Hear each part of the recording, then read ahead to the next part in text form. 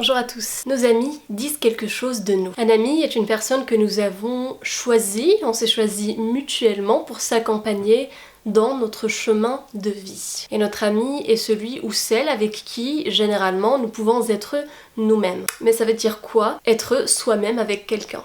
Est-ce que cela voudrait dire que le reste du temps, nous sommes des personnes fausses? La réponse est non, parce que la plupart du temps, nous portons un masque social, ce que le grand psychiatre suisse Carl Jung appelle une persona, c'est-à-dire les qualités sociales qu'il nous faut déployer afin d'interagir avec autrui et de s'intégrer dans la société. Avec nos amis, on laisse parfois tomber quelques facettes de ce masque-là, on se lâche, on se relâche un peu plus et on ose montrer des facettes qui seraient inconnues à des personnes de notre entourage professionnel par exemple, ou même parfois de notre famille. On dévoile certaines émotions, certaines déceptions, certaines joies, certaines douleurs, certaines craintes. Donc l'ami est celui ou celle chez qui je trouve de l'espace pour m'exprimer sans être jugée, et aussi entre autres de l'espace en tant que distance vis-à-vis de moi-même, vis-à-vis de mon être, de ma vie, de ce que je vis, de ce que je suis. Cet ami est un point de vue différent du mien, une autre perspective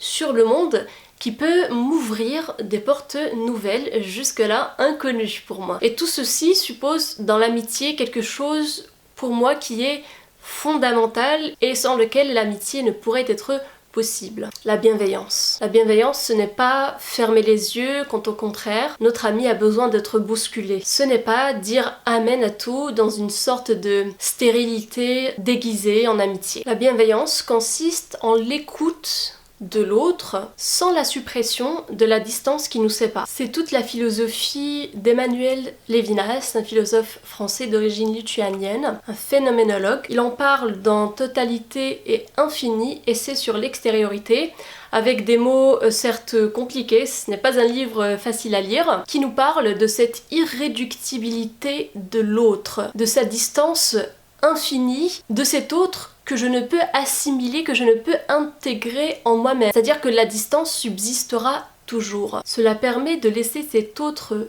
être sans que je ne le colonise par la suppression de la distance qui nous sépare. Comme je vous le disais tout à l'heure, c'est la distance qui fait l'amitié. L'écoute me permet de connaître l'ami et de m'adapter dans ma manière d'exprimer les choses, et pas seulement oralement. Oralement, physiquement, avec des cadeaux, dans la manière d'exprimer mes pensées, dans la manière de partager avec la personne. Chaque amitié a ses modalités, et ces modalités justement se créent à deux. Il y a certaines amitiés où par exemple on peut faire remarquer de but en blanc comme ça à l'ami: écoute, là t'es un peu trop susceptible, faudrait arrêter un moment. Et on sait que cet ami là, vu que c'est lui et vu que c'est moi, on sait qu'il ne va pas réagir mal, parce que c'était lui, parce que c'était moi, comme disait Montaigne. Alors que dans une autre amitié, on ne pourra pas faire cette remarque à la personne susceptible, parce que